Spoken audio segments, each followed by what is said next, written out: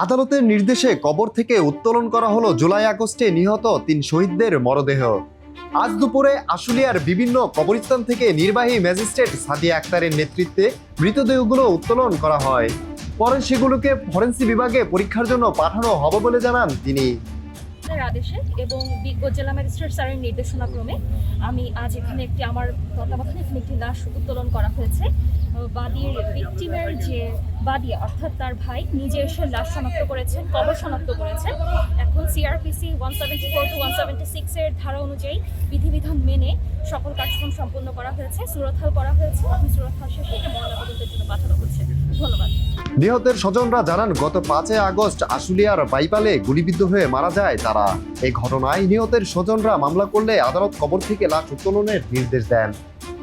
আমার নাম আনোয়ার ইসলাম জীবন, শহীদ জাহিদুল ইসলাম সাগরের আপন ছোট ভাই। আমার ভাই 5/8/2024 5 আগস্ট ঢাকা বাইপাইল আশুলিয়া থানার সামনে এসে পরিবারের সামনে মাথায় গুলিবিদ্ধ হয়ে মৃত্যুবরণ করে। এবং আপনাদের ঢাকা চিফ জুডিশিয়াল ম্যাজিস্ট্রেট কোর্টের নির্দেশ অনুযায়ী আপনার ম্যাজিস্ট্রেট এখানে ছিলেন এবং আপনারা এর আগে বক্তব্য শুনেছেন ম্যাজিস্ট্রেট স্যারের, এবং আমাদের যে আয়ু, আমার মামলার আয়ু, উনি এখানে ছিলেন উপস্থিত।